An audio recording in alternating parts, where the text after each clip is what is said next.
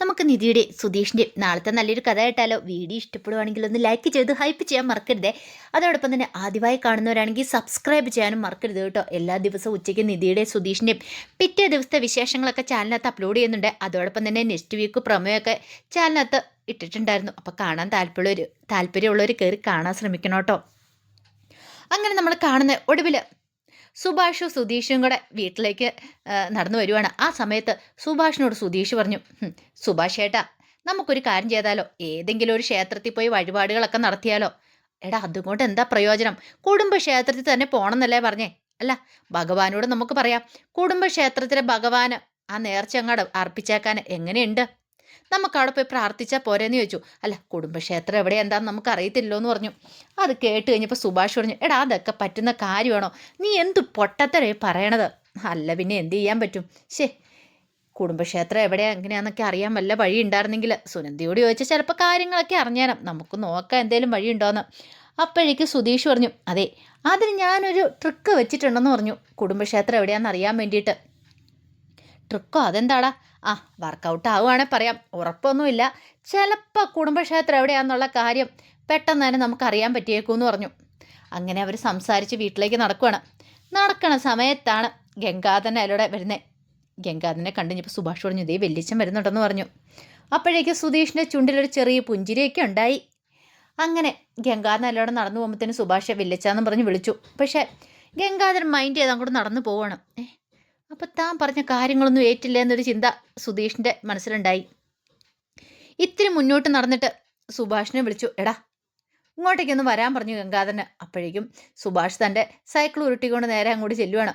ആ സമയത്ത് പെട്ടെന്ന് തന്നെ ഗംഗാധരൻ പറഞ്ഞു, എടാ, ഇപ്പം നീ എൻ്റെ ദേഹത്തേക്ക് സൈക്കിൾ കയറ്റിയാണല്ലോ, നിന്നെയായിരുന്നു വിളിച്ചല്ലേ ഉള്ളൂ. അല്ല, എന്താ വിളിച്ചതെന്ന് ചോദിച്ചു. ആ, അത് പിന്നെ നിന്നോട് എനിക്ക് അല്പം സ്നേഹക്കൂടുതലൊക്കെ ഉണ്ട്. എന്താ വലിയ കാര്യം പറഞ്ഞില്ല, അതുകൊണ്ട് മാത്രം ഞാൻ പറയാം. നീ എന്നോട് കുടുംബക്ഷേത്രം എവിടെയാന്ന് ചോദിച്ചായിരുന്നല്ലോ. കുടുംബക്ഷേത്രം എവിടെയാന്ന് ഞാൻ പറഞ്ഞു തന്നേക്കാം. പിന്നെ ഒരു കാര്യം, അവിടേക്ക് പോകുന്നുണ്ടെങ്കിൽ നീ മാത്രം പോയാൽ മതി. ബാക്കിയുള്ളവരോടൊന്നും എനിക്ക് സ്നേഹമൊന്നുമില്ല. നിന്റെ നല്ലതിന് വേണ്ടിയിട്ട് മാത്രം ഞാൻ പറയണേ. അതുകൊണ്ട് നീ മാത്രം പോയാൽ മതി. പിന്നീട് കുടുംബക്ഷേത്രം എവിടെയാന്നുള്ള കാര്യം പറഞ്ഞു കൊടുക്കുവാണ്. സുഭാഷ് അന്തം വിട്ടുപോയി. സുഭാഷിന് വിശ്വസിക്കാൻ പോലും പറ്റിയില്ല. അങ്ങനെ ഗംഗാധരൻ അതൊക്കെ പറഞ്ഞു കൊടുത്തിട്ട് അങ്ങോട്ട് പോകുമ്പോഴത്തേനും സുഭാഷ് ഇങ്ങനെ അന്തം വിട്ട് നിൽക്കുക. പെട്ടെന്ന് സുധീഷ് അങ്ങോട്ട് വന്നു. എന്താ, കുടുംബക്ഷേത്രം എവിടെയാന്ന് കിട്ടിയോന്ന് ചോദിച്ചു. പറഞ്ഞു വന്നു. അല്ല, വെല്ലിച്ചിന് ഇത് എന്താ സംഭവിച്ചതെന്ന് എനിക്കറിയത്തില്ല. ഇന്ന് രാവിലെ കണ്ടപ്പോൾ എന്നെ ചീത്ത പറഞ്ഞ, കുടുംബക്ഷേത്രം എവിടെയാന്ന് പറഞ്ഞു തരത്തില്ല എന്നൊക്കെ പറഞ്ഞിട്ട് ഇപ്പോഴാണ് കുടുംബക്ഷേത്രം എവിടെയാന്ന് പറഞ്ഞു തന്നിരിക്കുന്നു. എന്തോ ഒരു മറിമായം നടന്നിട്ടുണ്ട്. അത് കേട്ടപ്പോൾ സുധീഷ് ചിരിച്ചു. സുധീഷിൻ്റെ ചിരി കണ്ടപ്പോൾ സുഭാഷ് ചോദിച്ചു, എന്താടാ? ഞാൻ പറഞ്ഞില്ല ഞാനൊരു നമ്പർ ഇട്ടിട്ടുണ്ടെന്ന്, അത് വർക്കൗട്ട് ആയെന്ന് പറഞ്ഞു. നീ കാര്യം എന്താ വെച്ചാൽ പറ. അപ്പോഴാണ് സുധീഷ് ആ കാര്യം പറയണേ. അപ്പം സുഭാഷിൻ്റെ ജാതകം നോക്കാനായിട്ട് എന്നിട്ട് സ്വാമിമാർ വന്നിട്ടുണ്ടായിരുന്നു വീട്ടിൽ. അങ്ങനെ അവർ പോകുന്ന സമയത്ത് അതിലൊരാളോട് സുധീഷ് കാര്യങ്ങൾ പറഞ്ഞിട്ടുണ്ടായിരുന്നു. അതെ, ഞാൻ പറയുന്ന ആളോട് ഞാൻ പറയുന്ന പോലെ ചില കാര്യങ്ങളൊക്കെ പോയി സംസാരിക്കണമെന്ന്. അതിനുള്ള പൈസ ഞാൻ തരാമെന്ന് പറഞ്ഞിട്ടുണ്ടായിരുന്നു. അങ്ങനെ അയാളോട് കുറച്ച് കാര്യങ്ങളൊക്കെ പറഞ്ഞ് അയാളെ ചട്ടം കെട്ടി. ഗംഗാധരൻ പതിവായിട്ട് ചായ കുടിക്കുന്ന രാജപ്പൻ ചേട്ടൻ്റെ കടയുടെ അങ്ങോട്ട് ഈ പറയുന്ന ജോത്സ്യൻ അങ്ങോട്ട് ചെന്നു. ജോത്സ്യൻ ഇങ്ങനെ ഗംഗാധരനെ തന്നെ അടിമുടിയോ നോക്കണം. എന്നിട്ട് പറഞ്ഞു, കുടുംബക്ഷേത്രം എവിടെയാണെന്ന് ചോദിച്ചാൽ നിനക്ക് പറഞ്ഞു കൊടുക്കാൻ ഭയങ്കര ബുദ്ധിമുട്ടല്ലേ എന്ന് പറഞ്ഞിട്ടുണ്ടെങ്കിൽ, ദൈവം നിൻ്റെ സ്വന്തമാണെന്നാണ് നിൻ്റെ വിചാരം. ഇതിനുള്ള അനുഭവം നിനക്ക് ഉടനെ തന്നെ കിട്ടും എന്നൊക്കെ പറഞ്ഞുകൊണ്ട് 1-2 ഡയലോഗ് അങ്ങോട്ട് അടിച്ചു. പെട്ടെന്ന് ഗംഗാധരൻ ഞെട്ടിപ്പോയി. എൻ്റെ ഭഗവാനെ, ഇതെന്താ? ഈ കുടുംബക്ഷേത്രത്തെക്കുറിച്ച് തന്നോട് ചോദിച്ചത് ഭാസ്കറിൻ്റെ വീട്ടുകാരാണ്. ഭാസ്കറിനൊക്കെയാണ് ചോദിച്ചത്. അത് സുഭാഷിന് വേണ്ടിയിട്ട് ചോദിച്ചതാണ്. പക്ഷേങ്കിൽ താനിത് പറഞ്ഞു കൊടുത്തില്ല. അപ്പോൾ സുഭാഷ് തന്നോട് ചോദിച്ചു, ഞാൻ പറഞ്ഞു കൊടുത്തില്ല. പക്ഷേങ്കിൽ അതെ, ഇയാൾ എങ്ങനെ അറിഞ്ഞു, ഈ സ്വാമി എങ്ങനെ അറിഞ്ഞെന്നൊരു ചിന്തയായിരുന്നു മനസ്സ് നിറയെ ഉണ്ടായിരുന്നേ. അപ്പോഴേക്കും പറഞ്ഞു, അറിയാലോ, എത്രയും പെട്ടെന്ന് കുടുംബക്ഷേത്രം എവിടെയാന്ന് പറഞ്ഞു കൊടുത്തോണം, അല്ലെങ്കിലുണ്ടല്ലോ നിൻ്റെ മേലെ എൻ്റെ ശാപം ഉണ്ടായിരിക്കും എന്നൊക്കെ പറഞ്ഞു. ഇത് കേട്ടപ്പം ഗംഗാധരൻ ആകെപ്പാടെ പേടിച്ച് കൈ കൂപ്പാണ്. അയ്യോ, ഞാൻ പറഞ്ഞു കൊടുത്തോളാം എന്നൊക്കെ പറഞ്ഞിട്ട്. പിന്നീട് അയാൾ നേരെ സുധീഷിൻ്റെ അടുത്തേക്കുന്നു. അപ്പം സുധീഷിൻ്റെ അടുത്തേക്ക് പോയത് ഗംഗാധരൻ കണ്ടിട്ടുണ്ടായിരുന്നില്ല. അങ്ങനെ സുധീഷ് അയാൾക്ക് കുറച്ച് പൈസ കൊടുത്തു. അപ്പോഴേക്കും പറഞ്ഞു, ഇതേ ഇത്രയൊക്കെ ഞാൻ പറഞ്ഞിട്ടൊരു 10-200 രൂപ കൂടെ കൂടുതലാണ്. ഇത് തന്നെ കൂടുതലാണ്. ഒടുവിൽ പറഞ്ഞൊരു സുധീഷ് ഒരു 100 രൂപ കൂടെ കൂടുതൽ കൊടുത്തു. അയാളങ്ങോട്ട് പോയി. ആ സമയത്ത് സുധീഷിൻ്റെ മനസ്സിലേക്ക് ഈ കാര്യങ്ങളൊക്കെ ഓർമ്മ വന്നേ. പിന്നീട് സുഭാഷിനോട് കാര്യങ്ങളൊക്കെ പറഞ്ഞു. അപ്പോഴേക്കും സുഭാഷ് പറഞ്ഞു, നീ ആൾ കൊള്ളാലോടാന്ന് പറഞ്ഞു. പിന്നെ ഇങ്ങനെ ചില നമ്പറുകളൊക്കെ ഇറക്കിയാലേ ഇന്നത്തെ കാലത്ത് ജീവിക്കാൻ പറ്റുള്ളൂ സുഭാഷ് ഏട്ടാ. നേരെ വാ നേരെ പോന്നും പറഞ്ഞ് ജീവിച്ചിട്ടൊന്നും ഒരു കാര്യമില്ല എന്ന് പറഞ്ഞു. അങ്ങനെ ഒടുവിൽ എന്ത് ചെയ്തു, അവർ രണ്ടുപേരും കൂടെ വീട്ടിലേക്ക് എത്തുവാണ്. അപ്പോൾ എത്രയും പെട്ടെന്ന് ഇനി കുടുംബക്ഷേത്രത്തിലേക്ക് പോകണം എന്നൊരു ചിന്തയായിരുന്നു. എല്ലാവരെയും കൂട്ടിക്കൊണ്ട് പോകാൻ തീരുമാനിച്ചു. അങ്ങനെ വീട്ടിൽ വന്ന് നിധിയോട് പറഞ്ഞു, അതെ കുടുംബക്ഷേത്രം എവിടെയാന്നുള്ള വിവരമൊക്കെ കിട്ടിയിട്ടുണ്ടെന്ന് പറഞ്ഞു. ആണോ? ആഹാ എവിടെയാ? കാര്യങ്ങളൊക്കെ പറഞ്ഞു. അങ്ങനെയാണെങ്കിൽ നമുക്ക് നാളെ പോവാല്ലേ? അതെ എല്ലാവർക്കും കൂടെ പോകാമെന്ന് പറഞ്ഞു. ആ സമയത്താണ് ഭാസ്കരൻ അങ്ങോട്ടേക്ക് വരുന്നത്. ഭാസ്കരൻ വന്നപടി ആരെയും മൈൻഡ് ചെയ്തില്ല. അടുക്കളയിൽ കയറി ഒരു പ്ലേറ്റൊക്കെ എടുത്തു. അതിനകത്തേക്ക് കുറേ ചോറും കറിയൊക്കെ എടുത്തിട്ടുണ്ട്. സിറ്റ് ഔട്ട് നിന്നിരുന്ന് കഴിക്കുകയാണ്. ഈ സമയത്ത് കുടുംബക്ഷേത്രത്തെക്കുറിച്ച് ഭയങ്കര ചർച്ചയിലാണ് നിധി അവരൊക്കെ.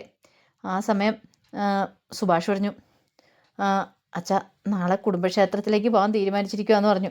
കുടുംബക്ഷേത്രം എവിടെയാണെന്നുള്ള വിവരം ഞങ്ങൾക്ക് കിട്ടിയെന്ന് പറഞ്ഞു. അതാണോ? അതെനിക്കറിയാമായിരുന്നല്ലോ എന്നും പറഞ്ഞിട്ട് ഭാസ്കരൻ കൃത്യസ്ഥലം പറയുവാണ്. അത് കേട്ട് കഴിഞ്ഞപ്പോഴത്തേനും സുധീഷും നിധി എല്ലാവരും ഞെട്ടിപ്പോയി. അപ്പം അച്ഛൻ അറിയാഞ്ഞിട്ടാണോ അച്ഛൻ ഈ കാര്യം പറയാതിരുന്നേ? ഞങ്ങൾ അച്ഛനോട് ചോദിച്ചല്ലേ കുടുംബക്ഷേത്രം എവിടെയാന്ന്, എന്നിട്ട് അച്ഛൻ പറഞ്ഞായിരുന്നോ എന്ന് ചോദിച്ചു. ഇത് കേട്ടപ്പോഴത്തേനും ഭാസ്കരൻ പറഞ്ഞു, അതപ്പം ഞാൻ മറന്നുപോയായിരുന്നു. മറന്നുപോയെന്നോ? ഈ അച്ഛനെ ഞാനെന്നും പറഞ്ഞിട്ട് സുധീഷ് അങ്ങോട്ട് വന്നു. നീക്കിത് നേരത്തെ അങ്ങോട്ട് പറഞ്ഞാൽ എന്തായിരുന്നു ചോദിച്ചു. അതപ്പോഴെനിക്ക് പറയാനായിട്ട് ഓർത്തില്ല. പിന്നെ ഇപ്പോഴാണ് എനിക്കത് ഓർമ്മ വന്ന്. കുടുംബക്ഷേത്രത്തിൽ പോയി തൊഴുത് പ്രാർത്ഥിക്കണമെന്ന് ഭഗവാൻ എൻ്റെ മുന്നിൽ വന്ന് പറഞ്ഞതുപോലെ, അതുകൊണ്ട് പോകാൻ തീരുമാനിച്ചെന്ന് പറഞ്ഞു. അത് കേട്ടുകഴിഞ്ഞപ്പം സുധീഷ് പറഞ്ഞു, അച്ഛന് വരാനാ? അതെ. അപ്പോഴേക്ക് ഹരീഷ് പറഞ്ഞു, വേണ്ട അത് ശരിയാവത്തില്ല എന്ന് പറഞ്ഞു. അതെന്താടാ ഞാൻ വന്നാൽ? ഞാനും വരുമെന്ന് പറഞ്ഞു. അങ്ങനെ എല്ലാവരും കൂടെ പോകാൻ തയ്യാറെടുക്കുമ്പോഴത്തേനും സുധീഷ് പറഞ്ഞു, അതെ ഒരു കാര്യം ഞാൻ പറയാം, എന്താണെങ്കിലും ഞങ്ങളുടെ കൂടെ വരണ്ടെന്ന് പറഞ്ഞു. പിന്നെ നിൻ്റെ കൂടെയൊക്കെ വന്നില്ലെങ്കിൽ എനിക്ക് പോകാനായിട്ടറിയാം, എനിക്ക് ബസ്സിന് കയറി പോകാൻ അറിയാമെന്ന് പറഞ്ഞു. ആ സമയം സുഭാഷ് പറഞ്ഞു, എടാ നമ്മളെങ്ങനെയാണ് പോകുന്നത്? അതെ എനിക്ക് ലൈസൻസും കാര്യങ്ങളൊക്കെ കിട്ടിയിട്ടുണ്ട്. പോലീസ് സ്റ്റേഷനിൽ നിന്ന് ലൈസൻസ് വീണ്ടും കിട്ടിയിട്ടുണ്ട്. അപ്പോൾ ഒരു മാസത്തേനും ലൈസൻസ് റദ്ദാക്കിയിരിക്കുമായിരുന്നു.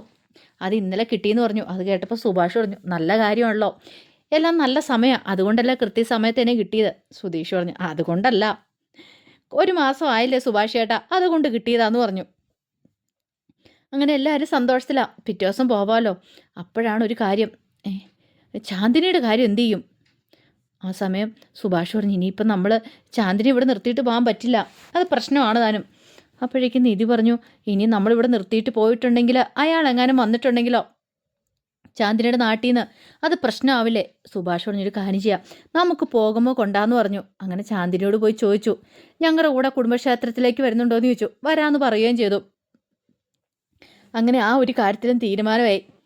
കുറച്ച് കഴിഞ്ഞപ്പോഴത്തേനും നികേഷ് ഫോണിനകത്ത് ഇനി ഒരു ഫോട്ടോയൊക്കെ നോക്കിക്കൊണ്ടിരിക്കുകയാണ്. അപ്പോഴേക്ക് സുധീഷ് വന്നിട്ട് ചോദിച്ചു, ആരുടെ ഫോട്ടോ ആടാ നീ നോക്കുന്നേ? പിന്നെ ഒന്ന് സുധീഷ് ഏട്ടാന്ന് പറഞ്ഞ് പെട്ടെന്ന് ഫോൺ മാറ്റി. എവിടെയോ ഒരു സ്പെല്ലിംഗ് മിസ്റ്റേക്ക് തോന്നുന്നുണ്ടല്ലോ. ഏതോ ഒരു പെണ്ണിനെ കാര്യമായിട്ട് നോക്കിക്കൊണ്ടിരിക്കുകയാണല്ലോ. ഏത് പെണ്ണാടാ? അത് പിന്നെ ഞാനും വെറുതെ ഇങ്ങനെ ഫോണിനകത്ത്, വെറുതെ ഒന്നും അല്ല. ഏത് പെണ്ണാടാ? നീ ഏത് ഐഡിയ?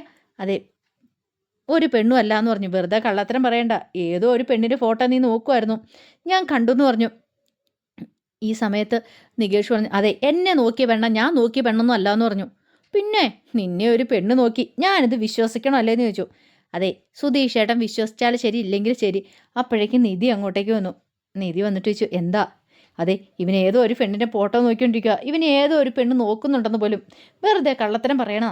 അത് കേട്ടപ്പോൾ നിധി പറഞ്ഞു, അവൻ പറഞ്ഞത് സത്യമാണ്, അത് നിനക്കെങ്ങനെ അറിയാം? കഴിഞ്ഞ ദിവസം ഞങ്ങൾ പോയപ്പോഴേ അവനൊരു പെണ്ണ് നോക്കുന്നുണ്ടായിരുന്നു, ഞാൻ അവനെ കാണിച്ചു കൊടുത്തേന്ന് പറഞ്ഞു. അമ്പട കള്ള, അപ്പം നിനക്ക് ലൈൻ സെറ്റായെന്ന് ചോദിച്ചു. അത് കേട്ടപ്പോൾ നികേഷ് പറഞ്ഞു, എൻ്റെ സുധീഷ് ഏട്ടാ എനിക്ക് ലൈനൊന്നും സെറ്റായിട്ടില്ല, അതേത് പെണ്ണ എന്താന്ന് പോലും എനിക്ക് കൂടുതലായിട്ടൊന്നും അറിയില്ല, അവളോട് ശരിക്കും ഒന്ന് സംസാരിച്ചിട്ട് പോലും ഇല്ലയെന്ന് പറഞ്ഞു. ആണോ? അതെന്താണല്ലോ നന്നായെന്ന് പറഞ്ഞു. അപ്പോഴേക്ക് സുഭാഷ് വന്നിട്ട് ചോദിച്ചു, എന്താ രണ്ടുപേരും കൂടെ ഇവിടെ? ഒന്നുമില്ല, സുഭാഷ് ഏട്ടൻ അടുക്കളയിലേക്കല്ലേ, ഞങ്ങൾ ഓരോ കാര്യങ്ങളൊക്കെ പറയുമായിരുന്നു പറഞ്ഞു. ഈ സമയത്ത് ഹരീഷ് നീതുവിനെ വിളിച്ചിട്ട് കുടുംബക്ഷേത്രത്തിലേക്ക് പോകുന്ന കാര്യത്തെക്കുറിച്ചൊക്കെ പറയാണ്. എല്ലാം കേട്ടിപ്പോൾ നീതു പറഞ്ഞു, എനിക്കൂടെ വരണം എന്നുണ്ടായിരുന്നു. നിനക്കാ? അതെ. കല്യാണം കഴിയുമായിരുന്നു, എനിക്കും വരായിരുന്നു. അല്ല ഞാനൊരു കാര്യം ചോദിച്ചിട്ടെ, എന്നെയും കൂടെ കൊണ്ടുപോവോ? ഈ ചാന്ദിനിയെ കൊണ്ടുപോകുന്നുണ്ടല്ലോ, പിന്നെ എന്നെ കൊണ്ടുപോയാലെന്താ? അത് ചാന്ദിനിയെ കൊണ്ടുപോകുന്ന പോലെയാണോ നിന്നെ കൊണ്ടുപോകുന്നേ?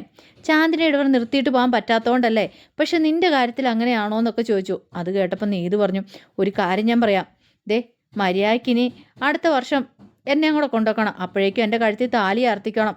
ഒടുവിൽ ഹരീഷ് പറഞ്ഞു, ആ ശരി ആയിക്കോട്ടെ, എന്താണെങ്കിലും 2-3 ദിവസമുണ്ട്, 2-3 ദിവസം ഞങ്ങളവിടെ പോയി പ്രാർത്ഥന വഴിപാടുകളൊക്കെ നടത്തിയിട്ട് വരാം എന്നൊക്കെ പറഞ്ഞിട്ടാണ് അങ്ങനെ കോള് കട്ട് ചെയ്യുന്നത്. അപ്പോൾ അതിൻ്റെ കഥകളൊക്കെ നമ്മൾ കാണാൻ പോകുന്നത്. അങ്ങനെ ഒരു കുടുംബക്ഷേത്രത്തിലേക്ക് പോകാനായിട്ട് പോവുകയാണ്. ഇനിയിപ്പോൾ അവിടെ ചെന്നിട്ടുള്ള വിശേഷങ്ങളൊക്കെ ആയിരിക്കും ഇനി വരുന്ന ദിവസങ്ങളിൽ. അപ്പോൾ അതിൻ്റെ കഥകൾക്കായി നമുക്ക് എല്ലാവർക്കും കാത്തിരിക്കാം കേട്ടോ. ഒരിക്കൽ കൂടി എല്ലാവർക്കും ശുഭദിനം നേർന്നുകൊണ്ട് നിർത്തുന്നു. നന്ദി.